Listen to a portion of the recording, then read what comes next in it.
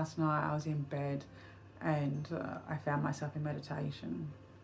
I started having this vision, this vast landscape before me as far as the eye could see. It was all natural habitats.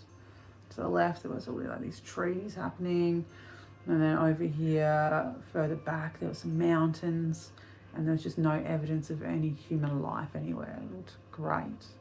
Then in the middle I started to see something. I couldn't quite tell what it was. What sort of animal is that? Then I realised it was an elephant. How couldn't I recognise it as an elephant? Like, they're pretty distinctive. And then I realised there was something behind the elephant, something much bigger than the elephant. It was like this dinosaur, this huge long-necked dinosaur. I think it was a T-Rex. I saw it, I believe in my meditation, I'm like, I was super excited to be seeing something like this. You know, not normally going to see that anywhere else but meditation. It was pretty wild. Some people say that we shouldn't share our meditation experiences. We should keep them to ourselves. And further than that, we should pay them no heed and just let them go. I strongly disagree with that approach. I get that what happens in our meditations are very personal to us. When I'm loving my shadows back into the light, it's not meant for anyone else. Those specifics are mine, but the mechanics of it, I think that they should be discussed. I think perhaps we could benefit from sharing with others how we do it and what works for us and what doesn't work for us. Otherwise, what do we have? We have a whole bunch of practitioners here siloing themselves. It's just like, I'll just figure it out on my own. And we've got all these other resources around us, all these people around us that we could be collaborating with and figuring it out together. I think the collaboration is the smarter way to go. And this isn't just about being effective with time. It's also just helping each other through. When I started meditating, I wasn't surrounded by practitioners. I wasn't surrounded by any practitioners. I have some friends that I could talk into meditating with me. I didn't have the benefit of discussions with people that had been meditating for years. I was also too shy to join any local spiritual groups. I probably should have done that. So for me, I wasn't having discussions about what was happening. And I just really, at the time, I desperately wanted some teachers around me to help me. I wanted others to reassure me that what I was going through was normal, that what was happening to me, it happened to them and they get it, and that I wasn't on my own. I felt so on my own. I believe if I had had a trusted meditation or spiritual teacher at the time, my practice would have been very different. Like, yeah, it all worked out fine for me, but I'm not sure that it works out fine for everyone. And I'm here to try to help those that might be struggling and that want or need some reassurance that what they're going through is okay and that they're not the only ones. You are not the only one, okay? I'm here too. When I started meditating, the biggest thing that would boggle my mind were all the visions that started coming to me. I'd had visions throughout my life, but not many, and whenever I had them, I'd get pretty scared. I'd see some pretty scary looking things. I'd see some interesting lights and patterns and colours too, some sacred geometry, but it's the scary things that stuck out in my mind. So I think I had negative connotations around the idea of visions. So once I started meditating and having all these visions, I wondered, it's like, is this what happens to everyone who meditates? I figured it was. If it's, it's happening to me, it's happening to everyone, yeah? But I wanted someone to tell me that it was. So if you're wondering if it happens to other people, it happens to me, okay? I get the visions. I also hear the words and people talk to me and stuff, but we're just talking about the visions today, okay? So these pictures would come to me. They'd be super clear in my mind's eye. Sometimes they'd be pretty random, like a dinosaur and an elephant. Sometimes I'd see things about my future, or even the future of others. I've seen a few of those. And then what also started happening was my spiritual guides started revealing themselves. And that was pretty cool. I want to tell you about one of those. One of the first ones who come to me was Ramdas, an American spiritual teacher, also called a guru. He left his body in late 2019. He was highly influenced by Hinduism in his time in India, along with his LSD-induced exploration. So there's a lot of them. I can't remember how many he said he's taken, but it was hundreds, maybe thousands, I'm not sure. It was a lot. He was a Harvard professor for a time, and he got fired due to the LSD experiments. Like back then, I didn't know heaps about him. I knew a bit, but I didn't know heaps.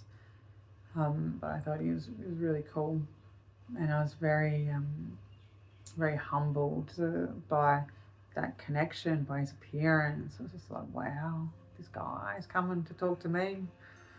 The way that I saw him was his big, handsome face come at me, and it was coming closer and closer and getting bigger and bigger, and it's just full colour and his big beaming grin on his face. Oh, I felt the joy just emanating from him. It was glorious. There were no words exchanged. It all just happened in the energy. It only lasted for a couple of seconds, but it stayed with me for years. Once it was done and his face had faded and, I'd opened my eyes, my mind just sort of hit overdrive. It's just like, what just happened? Why did Ramdas just come to me? Like, what is that about? What does it mean? What does it mean? What does it mean? I was always looking for something, the meaning of it. It's not exactly the right way to approach things, I don't think. Because I attached a lot of stories quickly there about why it could have come and what it meant, but I didn't need to. Like, I was taking away from the beauty of that connection. I could have just, the way we do it now is very different to the way we did it back then. I could have just enjoyed that connection for a moment, be like, yes, he's here and we're together, and it's beautiful. But it was those meanings that I was looking for. But what I needed to do instead, or what would have been more helpful instead, is if I could have just accepted Ramdas come, and I don't need to know why, because in time the meaning will become apparent. I just need to not look for it and just create some stillness and some calmness and trust. I need to have that trust that all will be revealed in due course. And it was. It was. Ramdas has gone on to become a trusted advisor of mine and a very dear friend. We've talked a lot. We've laughed. Oh, I like laughing with him. And we've cried. We've shared our hearts and we've become one. We've done it many times. I'm very blessed to be able to experience this with him. What was the meaning of that first contact? It's the same meaning as all the contacts we have with all of our loved ones. I see you, darling. I am here and I want to help you. My love, let me guide you. It's always what it means when someone comes. Yes, they may have more specific messages as well, but that's the center of it. Whether it's a parent or a sibling or an old lover or a well-known face that you never met when they were embodied, the message is the same. It took me some time before I would let him into my heart and let him guide me. Once I did, everything changed. Ram Dass says, we're all just walking each other home. That's what him and I do for each other. And it is a two-way thing. Just because these souls go before us doesn't mean that they no longer need our help too. They can see a little better. They need our love and our kindness and our patience. They struggle. They want to be heard. And so many people just turn away from the spirits that are right there, wanting to help them. And I'm wanting some help too. I'm not turning away anymore. I want to help them. I'm real grateful for the help they give me. Because we're all just walking each other home. I'm so grateful for Ram Dass, and I love him dearly. And I tell him all the time, he knows.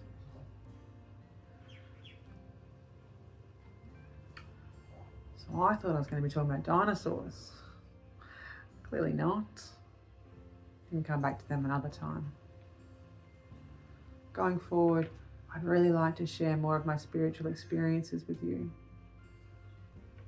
I want to let people know what's possible when we reconnect to source consciousness. For so long, I wouldn't tell anyone my stories because I was just too shy and too scared. I don't want to be shy or scared anymore. And I want to help you in case you're feeling shy and scared.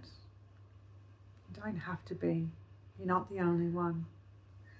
Humanity is ready to evolve and to embrace some new concepts. What I think is happening is a spiritual revolution is afoot. I think things have been put in place for the last 100 years for this to happen. Also, thereabouts. But we need a spiritual revolution. A lot of suffering on our planet, and we have to change it. What can we do? I think a lot of us feel quite helpless. We're not helpless and we're not powerless. There's a lot we can do. We are the energy of the planet. We are the vibrations that we emit.